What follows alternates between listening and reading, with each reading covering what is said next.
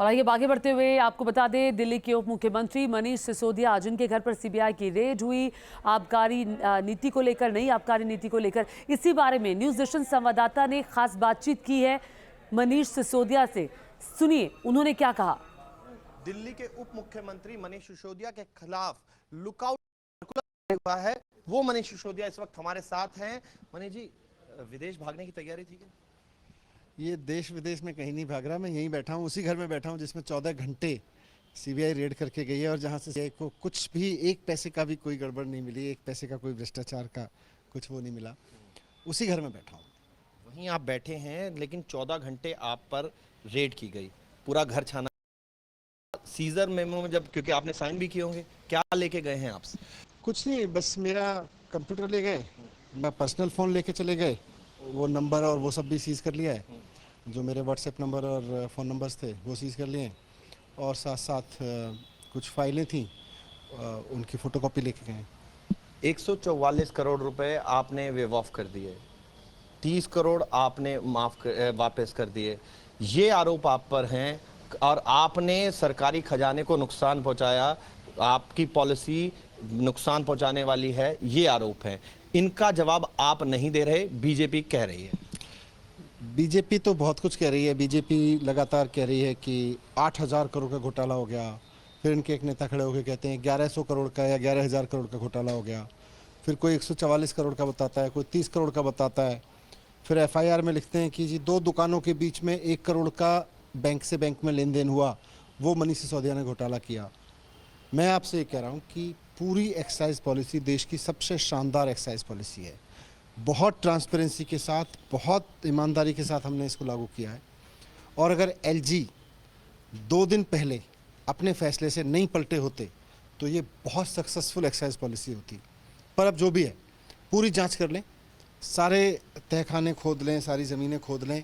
मुझे पूरा भरोसा है कहीं कुछ निकल नहीं सकता, क्योंकि मैंने बेईमानी नहीं की, मैंने बच्चों के लिए स्कूल बनवाए हैं।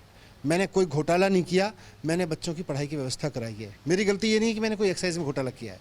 मेरी गलती ये है कि मैं अरविंद केजरीवाल का एजुकेशन मिनिस्टर हूँ, और उस अरविंद केजरीवाल का एजुकेशन मिनिस्टर हूँ जो आज देश के बच्चों को पढ़ाने के लिए, देश के लोगों के स्वास्थ्य के लिए, महंगाई पे, बेरोजगारी पे कुछ ना कुछ समाधान दे रहे हैं, सोच रहे हैं, काम कर रहे हैं। उन अरविंद केजरीवाल से डरते हैं। जी, एफआईआर तो है हमारे पास, उस एफआईआर में 144 करोड़ का भी जिक्र नहीं है, 30 करोड़ का भी जिक्र नहीं है, लेकिन जो आंकड़ा और जो बड़ा घोटाले की बात कही है उसका भी जिक्र नहीं है। लेकिन हम आपसे ये समझना चाहते हैं कि अगर ये 144 वेव ऑफ किए भी गए तो ये क्यों जरूरत पड़ी, और क्या किस तरीके की चीजें थी जिसकी वजह से ये किया गया, क्योंकि जनता जो है वो 144 करोड़ की रकम को, तो 144 करोड़ का घोटाला नहीं है, ये तो ये भी मान रहे हैं। कोई 1 करोड़ का घोटाला सो कॉल्ड है, जिसको कहीं किसी कंपनी ने एक कंपनी को दूसरे कंपनी से बैंक से दिया है। अब ये उसको कह रहे हैं 2 दुकानों की आपस में कोई लड़ाई है, उसको कह रहे हैं जी ये मनीष सिसोदिया का घोटाला है। कर लें जांच, ये 8,000 करोड़ की भी जांच कर लें, 1100 करोड़ की भी जांच कर लें, 144 की भी कर लें, 30 की भी कर लें, 1 करोड़ की भी जांच कर लें, सब कर लें। पूरा सहयोग है मेरा। सारे जो भी दस्तावेज मेरे पास थे वो लेके चले ही गए, पर्सनल फ़ोन ले गए हैं, जो जाँच करना है कर लें। लेकिन मैं आपके सामने रखना चाहता हूं कि इनको भ्रष्टाचार की जांच से कोई लेना देना नहीं है। अगर इनको एक्साइज के भ्रष्टाचार की जांच करनी होती तो ये गुजरात में 10,000 करोड़ की हर साल होने वाले घोटाले की जांच करते, जो हर साल कर रहे हैं इनके लोग। वहाँ पे जहरीली शराब पी के लोग मर रहे हैं। प्रधानमंत्री जी जिस सड़क से गुजरे, जिस सड़क का उद्घाटन किया, 5 दिन के बाद हज़ारों करोड़ में बनी वो सड़क धंस गई ज़मीन में, और वो भ्रष्टाचार नहीं है वहाँ। यहाँ कोई पॉलिसी पास कर दी, दुकानों ने आपस में कोई लेन देन हो गया, इसमें भ्रष्टाचार है, ठीक है कर लो जांच। पर ये देश देख रहा है कि आपका भ्रष्टाचार से कोई लेना देना नहीं है। आपका लेना देना केवल और केवल अरविंद केजरीवाल को रोकने से है। आपका लेना देना इस बात से है कि अरविंद केजरीवाल के जो शिक्षा स्वास्थ्य के काम है, उनके स्वास्थ्य मंत्री को जेल में भेज दो, उससे कुछ कम पड़ेंगे। शिक्षा मंत्री को जेल में भेज दो, उससे रुकवा जाएंगे। मैं आपसे कहना चाहता हूँ, खूब जाँच कर लो, खूब जेल में भेज लो। अरविंद केजरीवाल के काम नहीं रुक सकते। अगर सब कुछ सही है तो पॉलिसी क्यों बदली, ये भी जनता जानना चाहती है। पॉलिसी इसीलिए बदलनी पड़ी क्योंकि एलजी साहब ने अचानक यू टर्न से पूरी पॉलिसी बर्बाद कर दी। जिस विजन के साथ, जिसके साथ लेके आए थे, अगर इन, और हो सकता है इन्होंने करवाया हो, एलजी साहब ने अपने आप किया होगा, मुझे शक है। एलजी साहब ने तो पहले मंजूरी दे रखी थी। 2 दिन पहले इन्होंने एलजी साहब से पूरी की पूरी यू टर्न लेवा दी, उसके बाद में फिर जो गड़बड़ हुई सबके सामने है। उसके बाद जो पॉलिसी से होने वाले फ़ायदे नहीं हुए उतने फ़ायदे जितने हो सकते थे। तो मैं ये कह रहा हूँ कि पॉलिसी इनका लक्ष्य है ही नहीं। पॉलिसी अगर इनका लक्ष्य होती तो एलजी साहब कहते आगे बढ़ाओ, दिल्ली का फ़ायदा हो रहा है। लेकिन इनका लक्ष्य ये है कि अरविंद केजरीवाल, जिसको आज गुजरात की जनता उम्मीद के रूप में देख रही है, जिनको आज हिमाचल की जनता उम्मीद के रूप में देख रही है, जिनको पूरे देश की जनता उम्मीद में देख रही है कि 2024 में मोदी वर्सेस हु अब सवाल हो गया। अब लोग कह रहे हैं मोदी नहीं चाहिए, अब एक मौका अरविंद केजरीवाल को देखना है।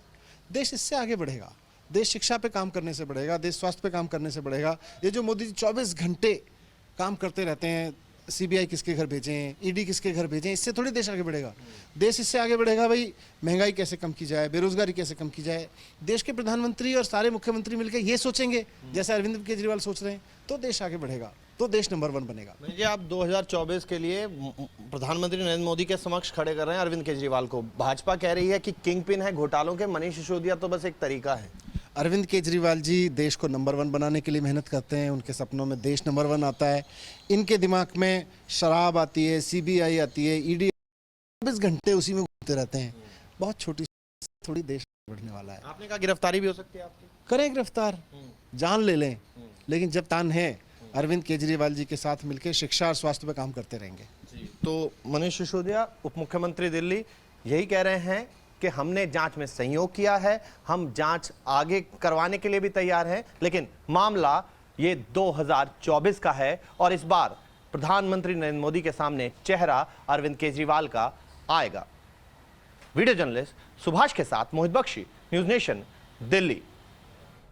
तो ये सुपर एक्सक्लूसिव बातचीत आप सुन रहे थे मनीष सिसोदिया दिल्ली के डिप्टी सीएम के साथ हमारे सहयोगी मोहित बख्शी की। आपको बता दें सीधे तौर पर मनीष सिसोदिया ने कहा कि 1 पैसे का घोटाला नहीं हुआ, मेरे पास कुछ दस्तावेज थे वो लेकर गई है सीबीआई, उसकी फोटोकॉपी लेकर गई है, मेरा फोन लेकर चली गई है, लैपटॉप लेकर चली गई है और उनका यही कहना था कि कोई भी घोटाला नहीं हुआ, अगर हो जाएगा तो आप बाद में आकर मुझसे बात कर लीजिएगा। दरअसल इनका मकसद भ्रष्टाचार नहीं है, बल्कि बीजेपी जो है वो अरविंद केजरीवाल को रोकना चाहती है। न्यूज नेशन से खास बातचीत में बोले हैं मनीष सिसोदिया के खिलाफ सीबीआई ने लुकआउट नोटिस भी जारी किया है। केजरीवाल को रोकने की कोशिश हो रही है।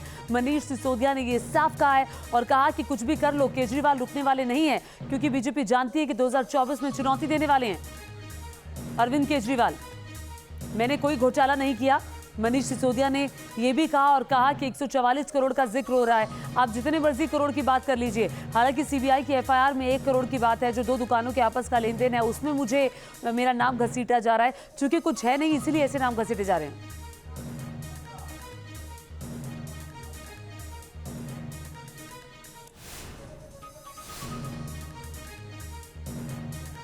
न्यूज नेशन से खास बातचीत में बोले मनीष सिसोदिया से खास बातचीत की हमारे सहयोगी मोहित बख्शी ने। उन्होंने कहा कि मैंने कोई घोटाला नहीं किया, बल्कि केजरीवाल को रोकने की कोशिश की जा रही है। आज ही आपको बता दें मनीष सिसोदिया के खिलाफ सीबीआई ने लुकआउट सर्कुलर जारी किया है, जिसके बाद आम आदमी पार्टी और बीजेपी में घमासान बढ़ गया।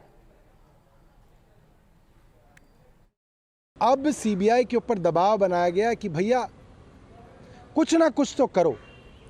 और आज सुबह आप देखिए, सुबह का समय है, एक उप मुख्यमंत्री अब अपने काम भी करेंगे कुछ दिल्ली के लिए, मगर सुबह केंद्र सरकार के आदेशों पे एक लुकआउट नोटिस जारी कर दिया और सबको कह दिया कि भाई लुकआउट नोटिस हो गया। इस तरीके से एक अच्छे मंत्री को बदनाम करना कोई बहुत अच्छी चीज़ नहीं है, ये तो बहुत ज़्यादा दुरुपयोग है एजेंसीज़ का। हर आधे घंटे में वो किसी न किसी टीवी चैनल को अपनी जो है बाइट दे रहे हैं और आप कह रहे हैं कि वो आदमी भाग गया, उस आदमी को एयरपोर्ट के ऊपर आप बता रहे हैं सब जगह कि भैया देखो उसको, कहीं वो देश से बाहर ना चला जाए। ये मतलब मनीष सिसोदिया कोई भगौड़े हैं? लुकआउट नोटिस का जारी होना सामान्य बात नहीं है। जैसे वो बार बार कह रहे हैं, जनता को भ्रमित कर रहे हैं, इसमें भ्रमित मत करिए। लुकआउट नोटिस का मतलब है कि ये जो आरोप लगा है उसमें जो साक्ष्य मिल रहे हैं बहुत संगीन है और इन आरोपियों को देश छोड़कर भाग जाने की शंका सीबीआई को भी है, तभी ये ऐसा लुकआउट नोटिस दिया गया है। तो मैं समझता हूँ एक नेचुरल प्रोसीजर है और जितना बड़ा आरोप है उसके आधार पर आवश्यक भी था। और देखिए, मनीष सिसोदिया के खिलाफ लुकआउट नोटिस जारी होने के बाद आप बीजेपी में सियासी घमासान तेज हो गया है। इसी पर हमारे संवाददाता मणिदीप शर्मा से बीजेपी सांसद प्रवेश वर्मा ने खास बातचीत की है, सुनिए जरा। बीजेपी सांसद प्रवेश वर्मा हमारे साथ इस समय मौजूद हैं बातचीत के लिए। प्रवेश जी, ये बताइए, सीबीआई ने जो है लुकआउट नोटिस जारी कर दिया मनीष सिसोदिया और अन्य आरोपियों के खिलाफ। मनीष सिसोदिया कह रहे हैं, क्या मजाक कर रहे हैं आप लोग? मैं मनीष सिसोदिया को कहना चाहता हूं कि जनता को गुमराह ना करें। और एलओसी का मतलब होता है कि आपको एयरपोर्ट से बाहर जाने की इजाज़त नहीं है, आपको देश छोड़कर जाने की इजाज़त नहीं है। एलओसी का मतलब ये नहीं होता कि कोई आपको दिल्ली पुलिस ढूंढ रही है या और कोई पुलिस आपको ढूंढ रही है तो मैं खुलेआम घूम रहा हूँ, कहाँ पर आना है बता दीजिए। अरे बुला लेंगे आपको काहे को जल्दी हो रही है तिहाड़ जाने की, आपको बुला लेंगे। सबूत इकट्ठे हो रहे हैं, पर्याप्त सारे सबूत हैं, सारे गवाह हैं। जो है अपना सौरभ भारद्वाज भी बोल रहे हैं, कहाँ है, कब जा रहे हैं जेल में,